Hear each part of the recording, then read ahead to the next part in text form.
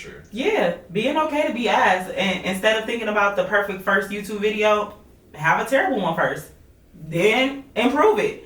They're gonna get further than a person who still hasn't did it yet because it's not perfect enough. Real. They're gonna get further. The person who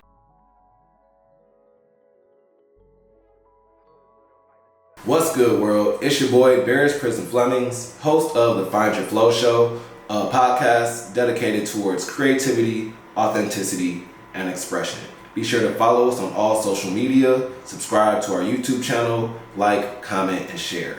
Today's episode, we're featuring Monalyse, artist and MC from Detroit, Michigan. Be sure to follow her on all social medias as well. Don't give a fuck, I'm ready to pop cornmeals. These bitches ain't got nothing on me. Went through hurt, did the work, so ain't nothing for free. Take nothing to sleep. Full of cloth, I'ma thread it with a needle. If I see a threat, but I stomp it like a beetle. I'm in the matrix, feeling like I'm Neo, it's a fact. Swear I got a shield. Over here, he like it when he fuck me while I'm mad. I like it cause I know we understand. I like it. Join us today as we discuss her beginnings, her successes, her journey as a creative force of nature. Enjoy. What's good, world? It's your boy Prism, coming to you live with another episode of the Find Your Flow podcast. Today's episode, we have a very special guest, one of my favorite MCs in the world, no cap, Monalyse. What's good? Hey! What's going on? So how you feeling today? You know, I feel blessed. You know, God is good. That's what's up, what's up. So for the people out there who might not be familiar with your stuff, could you just kind of tell me who you are and what you do? Yeah, so I am a vocal visionary. You know, I'm a storyteller. So I'm a poet, rapper. I'm writing a book right now on affirmations. Just, you know, I'm just trying to be the voice of, you know, just real people. So let me ask you, what is a vocal visionary? I like to paint pictures with my words. Like, I don't just like to use my words. It's just like, you know, like just to fill in or just syllables, you know, because some, you know, every artist has their own flow. Some people make music just to feel good and words aren't really the star of the show. Like, I actually like to put like meaning and pictures in my words. So, you know, I like to have songs with a story or poems with, you know, like a journey or like, you know, I actually like to put meaning in my words. So I call myself a vocal visionary because a lot of times you can see what I'm talking about. Real. And I will definitely say, like, as someone who's been appreciating your music for a while now, you definitely have some of the greatest storytelling abilities that I've ever heard, ever, period. Right next to Biggie, I say that. Oh, period. Lord. But where would you say that came from? Like, where would your ability to not only create stories but to articulate stories, where would you say that kind of stemmed from in you? Just, you know, I feel like everything starts from being kind of good at it and then building confidence in that and then just like expanding upon that. So like, I always was able to explain what could happen. Like if something was to go down, like I could tell you exactly what happened. Like, yeah, so he came in with an attitude.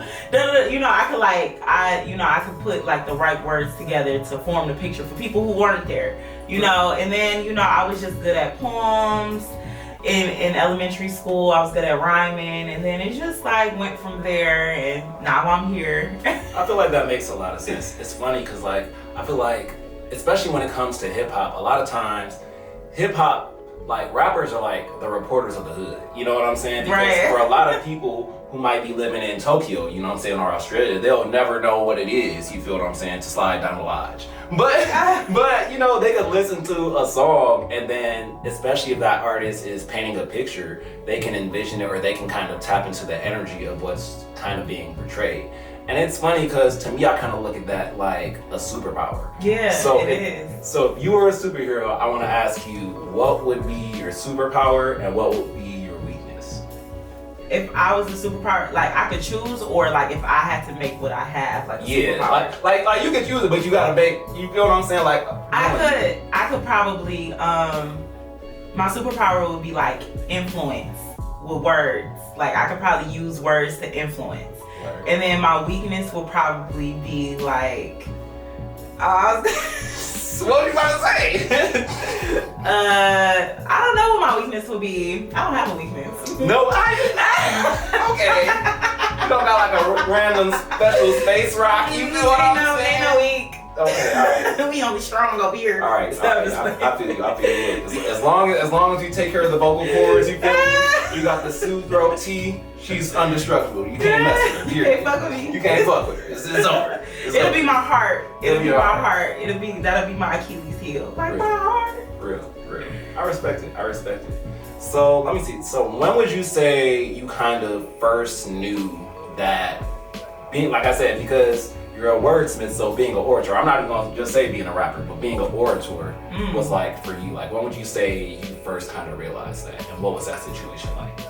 Probably was like 12, like young as hell, probably 7, younger than that. I remember it always being a part. Like honestly, I remember making songs around the house at like 7, and then my sister being like, "That's cool," like unimpressed. What do you remember the name of your first song at 7? Not my first song at 7. I was just making shit up. But like I remember the first song I really made. I was like 14 years old, and it was called "How You Do That." Yeah. You remember it still? Yeah. How'd it go? It was like, they be like, "How you do that?" They keep it smooth. Fresh dress from my head to the shoes. Hair done, nails too. She'll stop me when I walk inside the room. That's kind of hard now. See, you did that at 14? Yeah. Oh, okay. All right. Okay, you all right. True to this. Okay. Fair enough. Yeah, that was a little rap. It was cute. So, like, would you say, like, when you first started kind of performing in front of people, you were nervous, or was it more so like something when you did it, you were like, oh, I feel alive now? Well, I had 7 siblings, so I didn't really get like undivided attention. So when I got on stage, everybody looked at me. Most people was scared the shit out of them, but for me, I was like, finally, got your attention. Really? Now I gotta do something. I got something to say, you know what I'm saying? Now I just gotta keep it. So that gave me like the need to like keep people's attention, and I understand that people give a fuck. That's the key.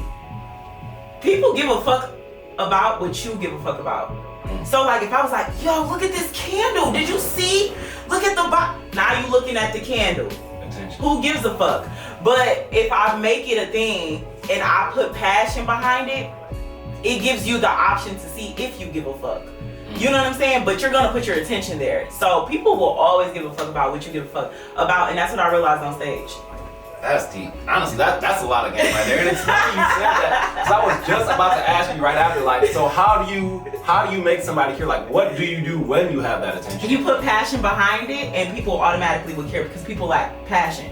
Like, people lack a lot of passion. So if you have passion, you can make people care about anything. You just point it out, put passion behind it, and it's, even if you got 2 seconds of their attention, they giving that attention for just a little bit because people are addicted. People are obsessed with passion.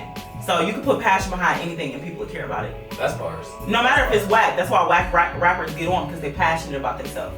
And talented rappers are still working their 9 to 5 because they weren't passionate enough. Yo, facts. And it's funny you even say that, because I feel like now more than anything, like in 2023, you can kind of create your own lane based off your passion. Like I'm a YouTube head. I watch more YouTube than Netflix or anything else. Yeah, YouTube is the greatest human resource and catalog of human knowledge we have to right now. YouTube Academy, baby. And it's so funny because I watch people like form pages and change their lives and find whole communities based off like the most random niches you ever imagine that could exist, like people opening old army surplus tin cans and eating the food inside just because they're curious about like memorabilia. And it's like, to me and you would be like, why would anybody care about any of that? But because that person gave a fuck and they created a platform and they remained consistent, they were able to find the people who actually identified and were on the same type of time, and now they were able to create a whole lifestyle around it. Yeah.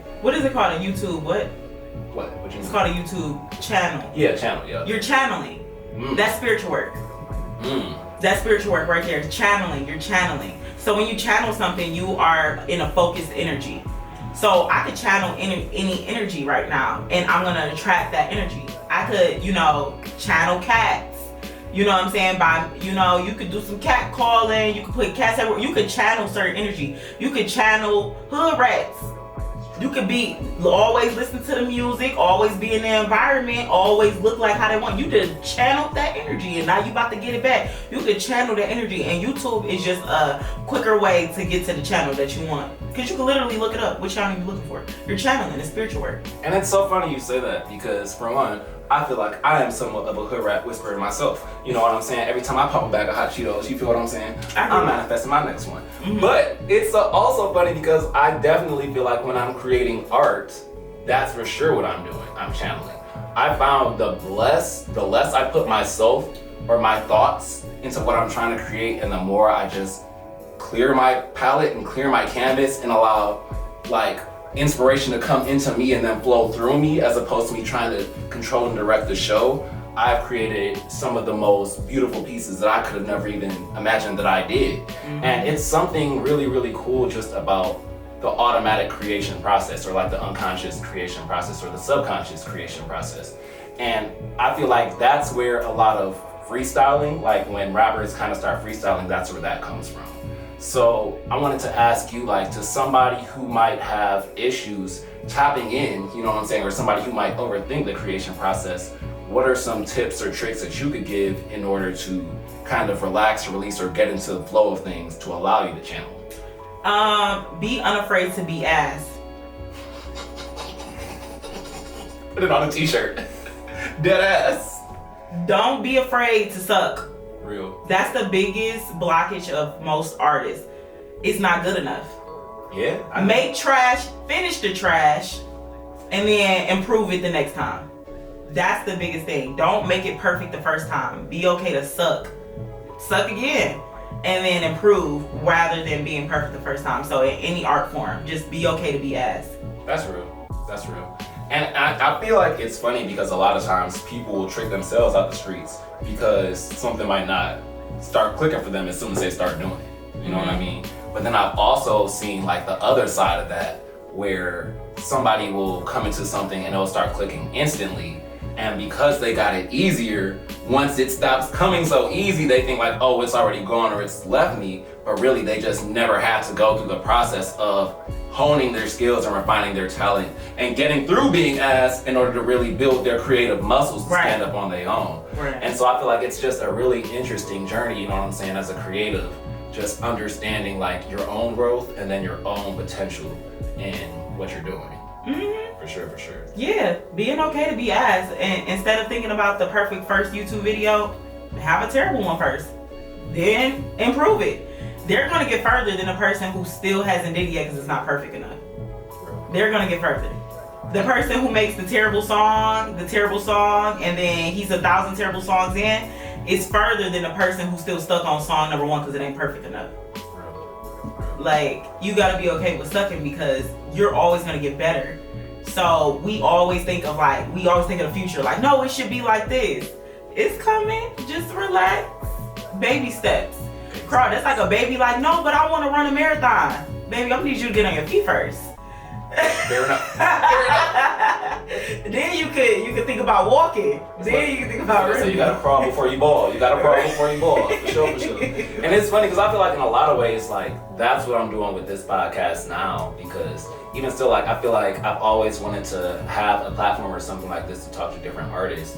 But, you know, I was like, well, you know, I have some knowledge engineering, but I've never done a podcast. I don't really know what to do. And I realized, like, you know what? I always overthink everything and take a million years to start something. So this is my experiment in just like not waiting, using what I have around me, and then just tapping in. So I'm very excited to see where it's gonna go, because you're 100% right. Yeah. It's taking action and initiative, and you learn so much more through experience than over analyzing stuff, that you really do play yourself by just not jumping in. Yeah. For sure. You literally do. So what you're doing right now, I can guarantee you're gonna be better the more you do it. Facts. You're gonna know, like, okay, let me improve this, let me improve that. The person who hasn't started this podcast yet is still in their head, like, no, wait, I don't have this. They're focusing on what they don't have, and what you did was you focused on what you do have. And you utilize that. So I feel like that will help as in any creative process. Don't focus on what you don't have. Focus on what you do have and utilize that. Facts. And it's funny you say that because I feel like that's also applicable like when it comes to love. Because let's say for instance, like you are creating and you are putting your stuff out there, but you might not necessarily have the eyes on you yet, or you might not necessarily be getting the attention you might think that you want. And it's funny because I see so many people always get frustrated like, I done showed up for everybody and don't nobody care about what I'm doing. Where is my support? Right. And really a lot of times there are people that are actually supporting them. It just might not be to the level that they might not want. But because they're concentrating on the lack and not what they do have, a lot of the times they'll trick themselves out the street and end up giving up and leaving when really they could have just built, you know what I'm saying? They could have. So I definitely agree with you in what you're saying. And to that point too, people who say that are usually complaining about their friends not showing up for them, and your friends are more than likely not going to be your biggest fans. Your biggest fans are going to be furthest away from you, because think about even stars. A star, you see it from afar, you're going to acknowledge it and you're going to appreciate the beauty. But the closer you get to it, it's going to be hot. God damn, it's hot. Shit, it's gonna get bright. You can't see. You know what I'm saying? The people close to the star is like, it's almost uncomfortable. But for the person who sees the star from millions of miles away, they say, wow, look at that beautiful star. So it's always gonna be like that when you have amazing big energy. The people closest to you won't appreciate it to the extent that the person's farthest away will, because you're a star. That's how it works. And it's so funny you say that because for one, I've always viewed you as a star. You feel what I'm saying? Like literally dead ass. You feel what I'm saying? The ultralight beam. But you're also not super close to me either. You're not in my immediate circle of energy. Fair enough. You still have kind of like still kind of an unknowingness there. Yeah. But even so, like I said, like even in that unknownness, just off your big energy alone, you know what I mean? And I know like for a lot of times, especially with women, it can be a blessing and a curse, because I feel like the world a lot of times runs from strong, powerful women, because the world is easily intimidated by that. Yeah. And how would you say, like, being a powerful woman, how would you say that's helped you? And then what disadvantages or what obstacles or challenges have you had to overcome because of having a domineering energy? I feel like my favorite part of having this energy, because I definitely had to like unpack a lot, you know, because I can't help it. Like I just have a lot of energy. Like it's not something I can just store away. Like I actually work on trying. It sucks to say this, but sometimes I try to diminish myself, and it sucks. I try to tone down too. Yeah, I try to tone down because I make people feel uncomfortable sometimes, and I know that with my energy, you know. So my favorite part about it is the respect that I get off bat. Like I just see it. Like people will be talking and like, yeah, this bitch. Oh, my bad, Mona. My bad. I don't mean to disrespect. I'm like, well, shit, I wasn't gonna say nothing, but yeah. Fuck that. You know, it's just like a respect. I feel like people hear what I have to say. You know, they actually take it into consideration, which I like. I like to be heard. Like, who doesn't like to be heard? What I hate is that people, it kind of like, they forget that I'm actually a woman and I be in my feels. Like, I have emotions, even though I make sense of them. Like, I could be like, I was angry, so I said that. That don't stop the fact that I'm still angry. Like, goddamn, like, I still be in my feels. I be emotional. I cry. People be shocked that I cry a lot. Like, I mean, I cry to myself. You feel me? I don't cry publicly. You feel me? I can cry however, whatever's going on, it be coming. I can't control the tears. I cried publicly before, but I just hate pity. I hate pity. I hate people saying, what's wrong? And looking for, I hate that coddling shit. Yeah. I wanna walk myself through my emotions. I don't want you to give me this fucking pity. I hate pity. That's just me though. I feel you. So it actually sucks too, because I'm not as like willing to give pity when people need it, because I forget like everybody's not me. So when we ain't all tough moments. When I cry, I go by myself. So I see person A crying, I'm like, they need time by themselves. And you're like, ooh, I'm gonna let you handle that. I get the fuck on. And then later I find out I'm not supportive. That's real. I was supporting you. I thought I was giving you the space. With your solitude. Whole time I'm not supportive. So I have to take accountability of like, okay, everybody go things different, but that's just how I deal with my strong energy. You know, that's just real. to answer your question. I feel like having that level of self-awareness is so important too. Because I feel like just humans in general have a terrible tendency to think that their perception of reality is actual reality and everybody else should feel and move exactly the same way that they feel. Right. And it sounds silly to say out loud, but when you really look at how people move, that's exactly the energy that's going on. So when you are somebody who kind of has self-awareness, it can be hard, you know, because there's a fine line between standing on it, you feel what I'm saying? Yeah. And then like getting in your own way. You know what I mean? And I feel like I've definitely, at least personally, had enough moments where I had to kind of learn the difference between those two things. So one thing I wanted to ask you is, as an artist, what are some of the most memorable moments you've had because of art? Like, so, for example, rapping, like what are some moments that you can say have heavily impacted your life through music, through rapping, or like what experiences really stick with you to this day? You mean like experiences because of rap, or experiences that influence the rap? Those are two different. I was asking the first, but now I want to know both. So I was saying because of rap, but now I want to know like what experiences influence rap as well. So let's start by saying, what experiences have you experienced because of rap, and then what experiences have created the raps? Okay, so experiences because of rap, and you've been there for some of them. The orchestra is amazing. What? The black? If y'all don't know, let me tell you something. Let me tell you guys something. Okay, Mona is an MC extraordinaire. When I tell you, I don't know how many pieces of instruments are in this orchestra. It's a lot. It's a lot, and they're really good. And let me tell you something. She kills it every time. Y'all gotta see it. If you haven't seen it, go see it. The next one, December 16th, is gonna be a vibe. December 16th, Urban Arts Orchestra. Y'all better not see it. Yeah, it's holiday. Quick plug. But yeah, that was like, it made me feel like a fucking like just movie princess vibes. You know, the orchestra, Deshaun is a genius, you feel me? So it's just like, I love that. It's such a beautiful experience. I love beautiful things, and it's like art, the orchestra, you know, I get to wear a really cute outfit. Like, I love it. Pusha T was cool. I love being mentored by Pusha T. He's cool. Like, you know, they flew me out to Beverly Hills. I was treated like a fucking queen. I'm like, y'all do know who I am, right? Like, I'm regular. Like, y'all treated me. So for the audience who might not know, because you just dropped some quick names. Like, so wait, you were mentored by Pusha T. Yeah. How? What? Why? Where? I was recording in the same studio Michael Jackson made Thriller out of. Okay, like, whoa, you're saying things. They was treating me good. I was like, damn. I remember I was in a Sprinter, and I said, ooh, my throat, I'm a little sore. She said, what? You need cough medicine? You need some tea? You need some blah, blah, blah. She made a phone call. She said it will be on the way when we get there. I said, y'all do know who I am, right? My writer did it. Okay. Y'all do know who I am.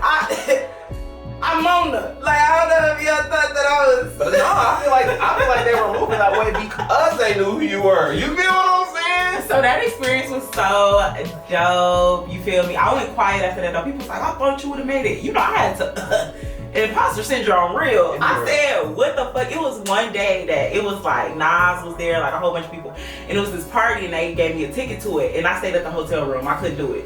It was too much. Every day was just blowing my mind. I stayed at the hotel room. I gave my ticket away. Wow.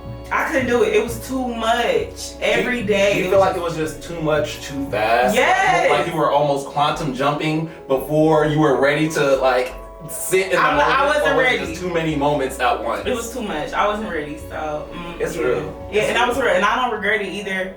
Well, the feeling of what I felt, because that was a real feeling. I was scared of myself. I understand. You feel me? So I had to sit with myself a little bit more before I gave myself to the next level. That's you real. feel me? So, and now I feel like me and myself, we locked in. You know what I'm saying? We good. But that, you know, that experience, you feel me? So like a lot of beautiful things have come from me being like a rapper, poet, a rap phenomenon. You know, so I'm really excited. But experiences that made me actually become a rapper is, Let me tell you, I'm gonna make this story as quick as possible. And this is, I swear, the real story of why I became a rapper.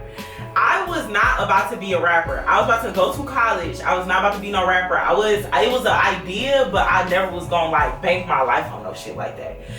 What had happened was, I called my friend Kaya, and I was like, Kaya, I'm not going to college till the winter, or no, it was spring, so I need something to do, like, any open mics.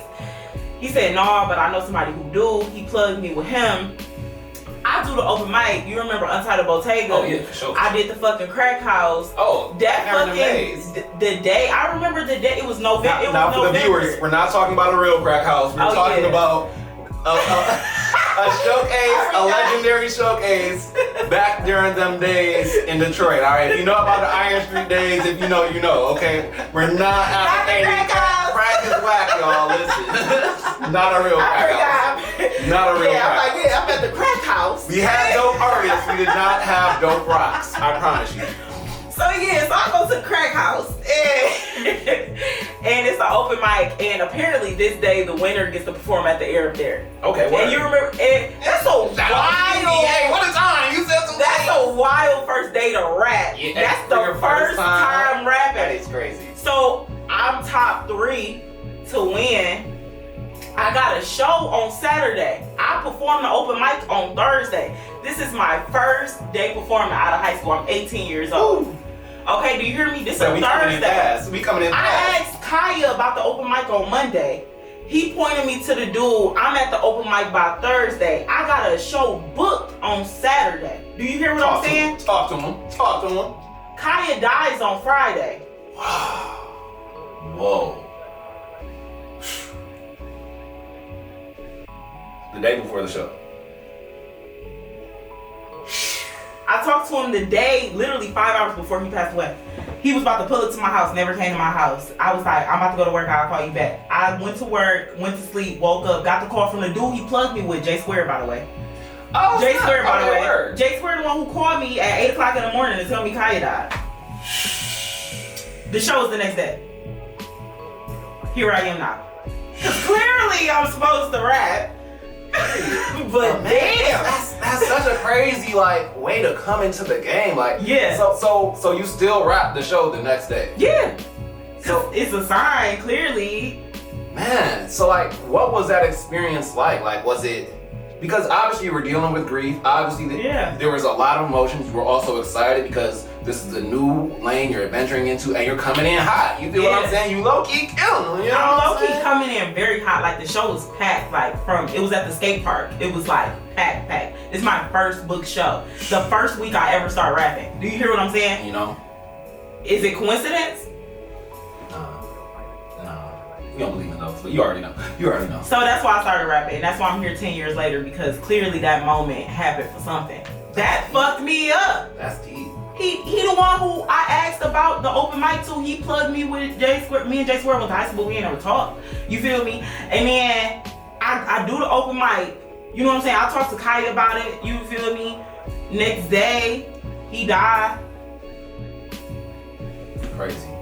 Sometimes I feel like life don't be making sense at all, but at the same time, it's almost like this shit is written. I don't know who's writing it, but it's who's scripting this shit? I can't call it. I guess technically it's me, but at the same time, it's man, reality has had some pretty wild seasons, for sure. Yeah. For sure. But I just want to say, off top, I already know he would be so proud of the artist that you've become. You feel what I'm saying? Because you've made so much growth. You've literally been killing shit. And it's funny because I remember, right before we started this interview, I had watched a video of you on YouTube at this house party.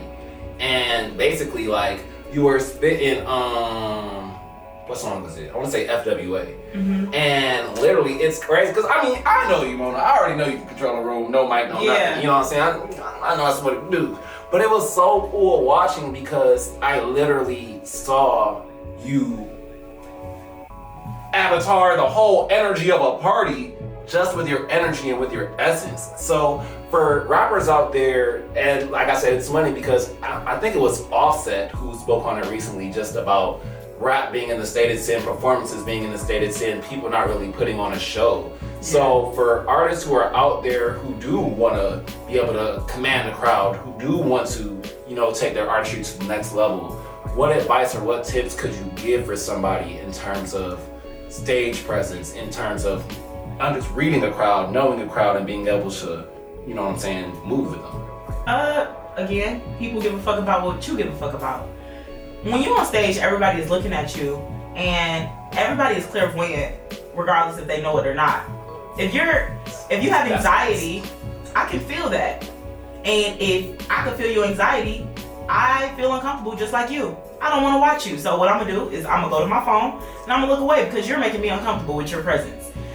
So in order to get people's attention, I would say is to be comfortable within yourself.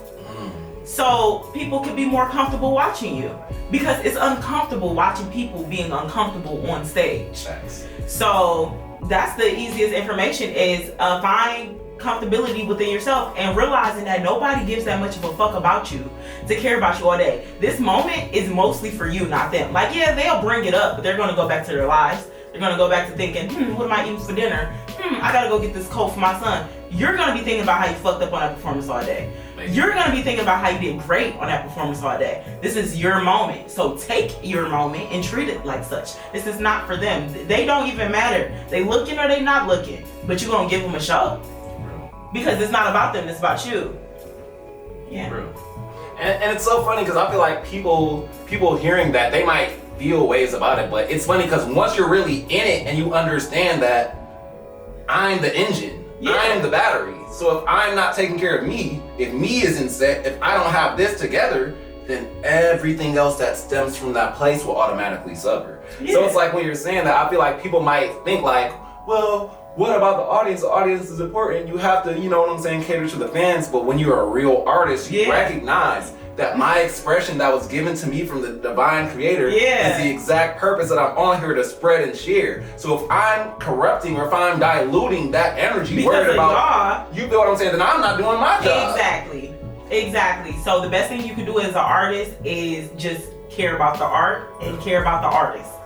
Is being self-centered. As the best artists are self-centered in their art. Not as people, that's a different story. They crazy. I don't know what they got going on in their lives. But as far as art goes, self-centered artists go farther. Honestly, I'm gonna be like, I think self-centered people go farther. But I think there's a difference between being self-centered and being selfish. Yeah. And I feel like a lot of people will mistake being self-centered for being selfish, but to me, being self-centered means that I am the center of myself. You know what I mean? And I think being self-centered is really being balanced. I think being self-centered is really being grounded. And it's being intentional in not only the knowledge of self, but the execution of self. Yeah, I'm sorry. Oh, go ahead. I was gonna say one of my favorite artists is Larry June. I think you listen to Larry June too. What is his ad-lib? Good job, Larry. And I feel empowered when he says good job, Larry. Am I feeling like, what about us, Larry? What about us? What about good job, me? No, I feel like he's saying good job to me by saying good job, Larry. Like him being self-centered within his own. I'm doing good. I feel like I'm doing good. So take care of you as an artist, and your fans gonna feel that, and it's gonna rub off on them. So that's pretty cool. Preaching to me today. Hold on. Y'all notice why I made the podcast, right? Like, listen, so I can get the game. Wow. And mind you, I'm still learning too. You feel me? I'm figuring this shit out, but I just know like that's what gets attention. Real. And it's funny you said that because I wanted to go back to that as well. So I feel like now, especially being in a social media generation where like attention is essentially currency, promotion is value and all that great stuff, buzzwords, whatever. How does somebody who necessarily isn't comfortable with the spotlight on them, or somebody who, you know what I'm saying, kind of shrinks away from attention or scrutiny, do you think that it's almost impossible for them to survive, or do they just kind of have to find a different way to maneuver, or do they really just kind of have to get over it? You know what I mean? It depends on what they're trying to accomplish with their art. Real. Because we live in a day and age where you don't have to hit a stage to hit people's hearts. Like your stage could be your bedroom nowadays. Your stage could be your bathroom. Your stage, and it could be nobody there. So whatever works for you in this day and age. Me personally, I come from the OG stage, which is the actual stage. Real. Before the stage, I was in people's faces. Like, listen to this. You want to listen to my song? Like, you know, everybody ain't like that. You know what I'm saying? It's certain things that make me uncomfortable, like freestyling. I don't freestyle because I overthink. I can see that. Yeah, because you have to turn it off in order to do it. But yeah, it makes me so the person who was like, man, come on, now, you know you can freestyle. They can't get on stage, but they freestyle their ass off. I've noticed that. You know some of them. They can freestyle really good, but they can't make a song. They can't make a song. Yeah, so as an artist, you gotta know where you good at and do what you can. You feel me? Like, is it my passion to be a freestyle artist? No, it's not my passion. Who is that for? It's not for me. It's for fun for y'all. Like, I'm not a freestyle artist, but I mean, I try sometimes. I'm pretty sure I could do it if I didn't think so much. You know what else I think you could do if you tried? Battle rap. You know what I'm saying? First off, y'all don't know. Mona put me on to battle rap. Okay, like I knew about battle rap, but I was not tapped in. Me and Mona spent a whole day YouTubing battle rap. It blew my mind. Okay, she popped my battle rap cherry. I was like, wow, this is fantastic. I had no idea it was a whole thing, bro. Like, and they get personal. It's so personal. They get personal. Like, yeah, your baby daddy was da-da-da. I'm like, whoa. Should she be saying this? If you were a battle rapper, what would your battle rapper name be? Mona. Real. Monalyse. Mona ain't my real name. I mean, legit. Monalyse, you feel me? Something, you feel me? Like, something like that. But I wouldn't be no battle rapper because it's too disrespectful. If I went down a different route of my life, I would be a battle rapper. Like, if I had if I was more comfortable with being disrespectful. I'm not comfortable with if you weren't a pure soul. I'm not saying I'm a pure soul, but if you disrespect me, it's a different energy with it. Like, I don't fuck with disrespect. I don't play with disrespect. I don't do nothing. People will be like, I was just playing. I don't play like that. Like, I don't fuck with disrespect because if I disrespect you, I mean it. I don't play with that shit. I agree.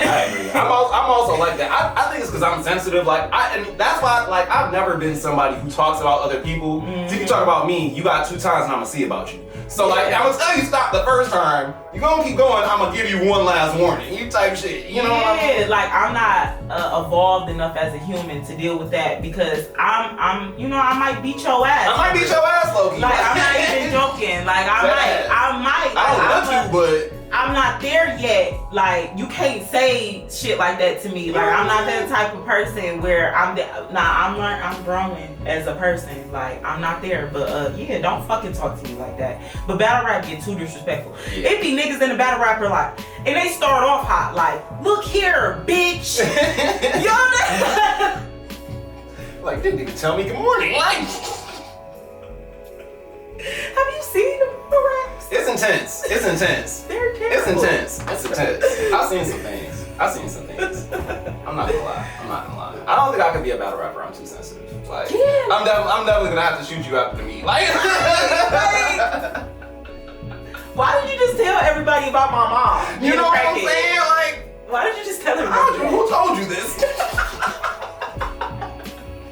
Did you see the one where she threw the Vagisil at the girl? I did. Wait, what? But honestly, and it's so funny because I think battle rap is like the Olympics of rapping, because it's like battle raps takes it back to real crowd control. You know what I'm saying? And it's like, especially when you bring in the props and the theatrics, I feel like that's what so many people are missing in rap today. Because I feel like when people listen to a lot of rap, it's the same type of beats, it's the same type of flows, it's the same type of subject matters. It's just really picking which artist vibe you rock with doing the same type of shit.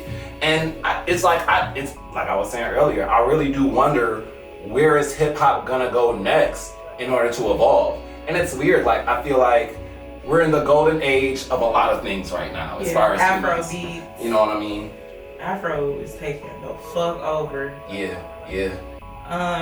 A lot of rappers are in different genres. Rod Wave is a country singer. I've never listened to Rod Wave. He's a Yeah, blues. Because I'm already sad. I'm already a sad person. So I looked at Rod Wave and I saw the tweets and I was like, I'm not even gonna open the book. He's like blues country. And Really? then you got Lil Uzi who's like rock. Then you got like fucking, like rap is in these, like, Lizzo's a pop artist. Yeah. They're calling her a rapper. Doja is a pop artist. Then again, they call Andre 3000's Flute album a rap album. So, you know what I'm saying? What the fuck is rap now? Like, rap is all of these, like, genres thrown into this bucket of rap. Because I wouldn't put Rod Wave, Uzi, and Lizzo in the same in the playlist. same musical category, right? Or category, same musical category. But Like, they're all known as rap. they're all rappers. Rod Wave, Lizzo, Lil Uzi, rappers. I mean, to me, rap will always be rhythm and poetry. So it's Yeah. like, you know what I'm saying? Like, in that sense, I can understand. But that's all music if you want to be technical. Exactly. So I guess well, well, rhythm and poetry. Pop is rhythm, and poetry is just words together that, you know, it's poems. I feel like it's levels to it. But at the same time, even where we're at with rap, we're not exactly at the poetry level of raps. You know what I'm saying? We're not. We're not there. So, I don't know. I think hip-hop as a whole is just in a very interesting place.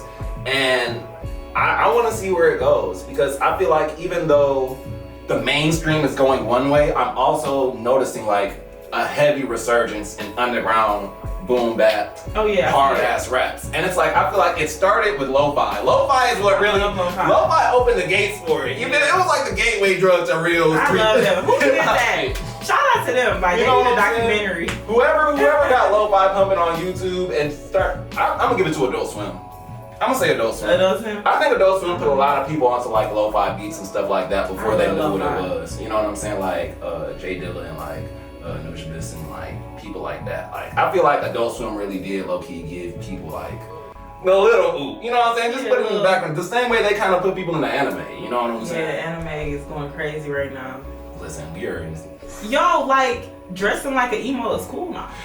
I just tweeted this too. Like I was watching something on Twitter, and it was some young new rapper they were comparing to like Uzi or Thug or whatever. And he had the colored hair, he had the piercing, he had on the pink hoodie, tight pants. I was like, dang, bro, it's crazy because this is really the norm now.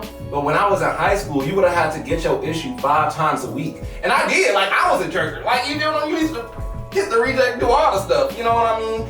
And now it's so weird seeing it's like, wow, you guys don't even get bullied or niggas, nobody's trying to take your lunch. You know who gets bullied is the regular kids back in the day, like people who have like a very like traditional state of mind. Yeah. They get fucking, and that's so crazy to me. They get bullied. Just regular standard humans, just doing their thing. You closet-minded bigot, you bitch, you. Like, I watch ABC Family.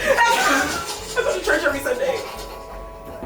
I feel like everything's going backwards for sure. It sure is, and it's annoying. It's fine. That's why I just only focus on my energy and people who attract to that because it's wicked out here. It really is. It's wicked. It is, and I ain't got time for it. I'm not dealing with it. Scary hours for sure. No, big facts. Scary hours for sure. Yeah. So let me ask you, like, so when you're not rapping, what other, or even when you're not using words, like, do you have any other creative outlets that you like to express yourself through? Like, if you've ever gone through like a writer's block, like, would you do something else? You know what I mean? Yeah, I read, but that's words. It's always word related.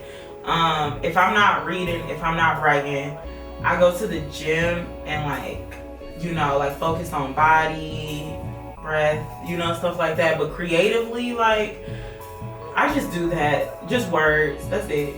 I'm real focused with that. I feel you. And honestly, I think it's a real blessing to be able to just like not necessarily have tunnel vision, but to have true focus. You know what I'm saying? And I feel like a lot of times people will focus on like an end destination, but they won't focus on what's actually going to get them to where they're trying to go. You know what I mean? And a lot of times it's weird because I feel like people will be putting in the work, but because they're so focused on where they're trying to go instead of what they're trying to do, that they end up like pushing themselves farther away from their goal because they're stuck in a state of longing or desire or lack. And it's something that I had to learn, like the more you stay stuck in, I want this, or I want to be this, or I want to have this, the further you're pushing it away from you because you're not existing in the energy of I am this. This is for me. Yeah. This flows through me. You know what I'm saying? Exactly. So and I feel like it's very essential now because we're in the days of social media and our energies have not been put in this predicament before. So we can go on social media and scroll and unpredictable energies can touch us. As before, we had to channel it through YouTube. You had to type in the energy you wanted. Music video, cat videos, dog videos. You have to type it in. Now you can randomly see somebody getting beat up. You can randomly see a girl doing some crazy shit, and different propagandas can be thrown at you. Different narratives can be thrown at you without your control. This is the algorithm is not your control. Yeah, exactly. So, and you're putting your energy in the algorithm. Some people for 30 minutes, some people for hours a day. So so we're in a day and age, the people who are focused are going to get further, and the people who are not are going to get left behind, lost in the sauce and confused. Because the only place that you're going to be scrolling all day is confused. You have all of these different topics in your head all day. How can you know what to think about? Where's your head at? Where are your beliefs at? Where's your ideas at? You don't know because you're scrolling all day. Your brain is basically going to be like pop-ups all day. You're going to be thinking about something, pop up. You'll be like, and you can't exit out fast enough. It's like overload. Exactly. So you have to figure out a way to, detox from time to time or control your algorithm, delete pages that are not serving your spirit. Do anything but focus your energy at least 3 hours a day on something of your choice. It doesn't have to be about you. It could be about trees. You could spend your energy on 3 hours of trees a day, but you're going to go somewhere. You might feel like you want to be a spokesperson for the trees in the world and be the person to speak for the trees, but just put your energy at least 3 hours a day, and at the minimum I would say an hour a day doing something of your choice, because that's gonna give you your power back. People aren't feeling powerful because they're giving their power to the algorithm. Man, I'm not gonna lie, I have to sit with so much of what you just said. It resonates with me so deeply, for sure. And it's because it's so easy to get tricked out the streets, you know what I'm saying? Especially when it comes to like habits, when it comes to dopamine, you know what I mean? Just the way our brains are wired. So what would you say are some great tools to replace fake dopamine with good dopamine? So reading books is, instead of scrolling, I will flip a page, because that is organized knowledge. It's the same knowledge every page. That's focus. You know what I'm saying? Get your focus back. So before Instagram came out with Reels, I could read for 3 hours straight without any interruption. Yeah, it wasn't a big deal. I could also watch a movie for 3 hours straight. I can't watch a movie now. You know what I'm saying? I could do like whatever I wanted to do for 3 hours straight. Like, it was nothing. Or 2 hours. It was nothing. After I was like in that doom scrolling and in social media pandemic, everything happened. I got addicted to the algorithm. I couldn't do anything for 10 minutes without pulling my phone out. When I recognized, like, I grabbed my phone without thinking about grabbing my phone, I was like, oh, this is getting weird. We're glitching. Yeah. I'll be reading a book, pull out my phone. Put it down, read a book. And they say every time you do that, you take away your power. Every time you do that. I'll be watching a movie, it'll be a slow part of the movie, I'll bring out my phone. Okay, then I'll watch the movie again. You know what I'm saying? Or somebody will be having a conversation with me, I'll bring out my phone, put it down, you know what I'm saying? And you know what I'm saying? So just getting out of that loophole of like going to your phone, because you have to ask yourself, what are you looking for? You don't even fucking know. You're looking for... You just know you're picking it up because you're used to picking it up and feeling something in the back of your brain go off. Yeah. So I would say reading a book, going to the gym without distraction, just put it on a playlist, don't scroll while you're at the gym. I would say taking a walk, putting your feet on real ground and breathing real air and being a fucking part of the world, like actually being in the world instead of being in just rooms all day and scrolling all day. Like, we're not mice. We're humans. We're humans. They're trying to turn us into robots, but we are humans.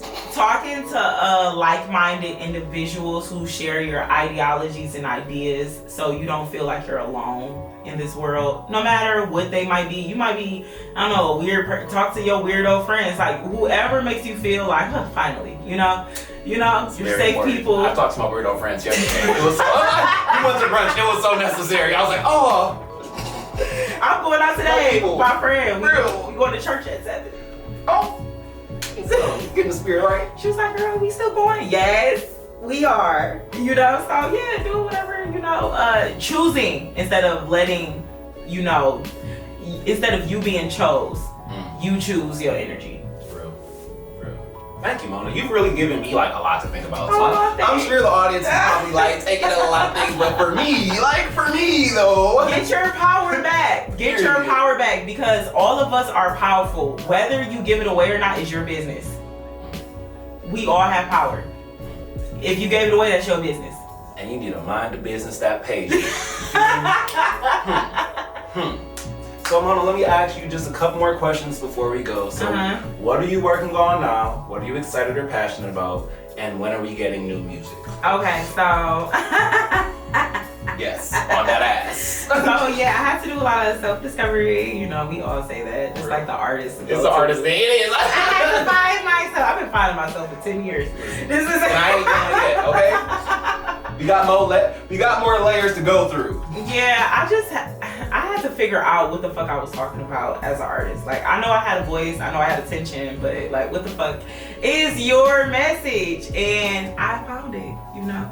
It is wisdom, you know, because I have a lot of it, and that's the book that I'm working on right now. It's rhyming affirmations. I'm writing it right now. It's gonna be 365 affirmations that you could just flip through. It's gonna be a low maintenance book. So for the people who don't like to read, they can buy the book and you could just open up the page and that message is for you. It's just gonna be many. Oh, I love things like that. Yeah. It's like, I'm feeling this. Yeah. Universe take the wheel and be like, boom. Open it up. It's not gonna be like a high maintenance read every page. You can if you want to, but it's not gonna be designed like that. It's just gonna be for the person. So right now I have 280. Yes, I can read one for you. I was about to ask you. Give us a sneak peek. Read. Okay, so give me a number from 1 to 280 because that's how many I have. I'm gonna go with, you said to 280? Mm-hmm. Wow. 222. Oh wow, okay. Yeah. That's my one. Yeah, 2 to 2. 2 to 2, honey. Your body is a part of you. You are not your body. It represents our identity while our soul is in the lobby. Ooh. Oh, okay, now I want to know I like this. Okay, wow. I already see the vision now just based on our last talk. Okay, now I see it. Now I see it. Mm-hmm. All right. You want another one? Oh, yes, I do. Okay, I need one another one. All right, you pick one out. Okay, let's see. It's so many good ones. It's like, Because I'm very big on spiritual. I remember some of them by heart too. Ooh, this one is good. Your routine is your rhythm. Your rhythm will protect you. You always need protection so your mind does not neglect you. Yeah, right? Another one is, the goal is in progress, not in perfection. The goal isn't pace, but rather direction. Ooh. Another one is, I like talk to him, Mona. Hold on, I like talk to him. Life is a war zone. We constantly have to heal. We humans have to live, and to live is to feel. So it's a lot. It's some on sex. Oh, trust is a demon. All right, wait. Give me one. I was about to say, like, hold on. We can't give you all of them. Y'all need to cop wisdom. I know. You need to cop wisdom. She's gonna give us one more. It's so, one word. That's it. She's gonna give us one more though. It's like it's gonna be 365 of them. It's so many of them. Lust is a demon. Demons take your energy. Having sex for fun might be your secret hidden enemy. Woo! Okay, yep. All right, trigger. Trigger right there. And with that, no, I'm just playing.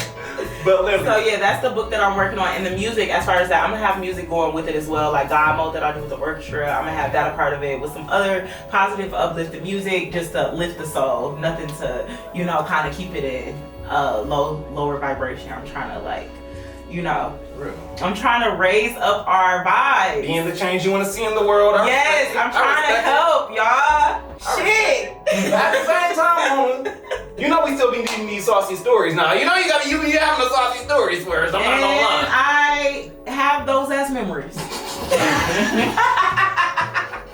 I lived my life. You can give us cautionary tales.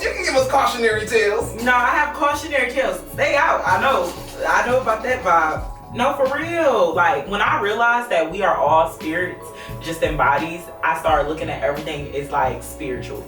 And that helped me out so much. Food is spiritual, people are spiritual, words are spiritual, everything is spiritual. Lighting a candle is even spiritual. Like, and when you look at it like that, you can see like higher spirits and you can see lower spirits. And then when you look at the world like that, you can kind of just like, you know what I'm saying, just have a little better discernment for what you give your attention and time to. That's pure facts. That's pure facts. Man, thank you, Mona, so much for elucidating so much wisdom to us today. That's the word of the day. Yeah, elucidating. You feel what I'm saying? But literally, it was such a blessing to have you here. I'm so proud of you and all the progress you've made. I'm so excited for wisdom. I'm definitely copying my copy. I'm yes, excited. have a copy I need of that my good book. first edition. I need that good first edition. Yes, You know what I'm saying? release party about to go up. I'm bringing out Violet. We about to do the shit. We about to be good dressed. We about to be dressed nice. I want everybody dressed nice. We not coming regular. This some big shit. Hear you. Hear you. And with that, we out of here, y'all. Thanks again, and I'll see y'all next time.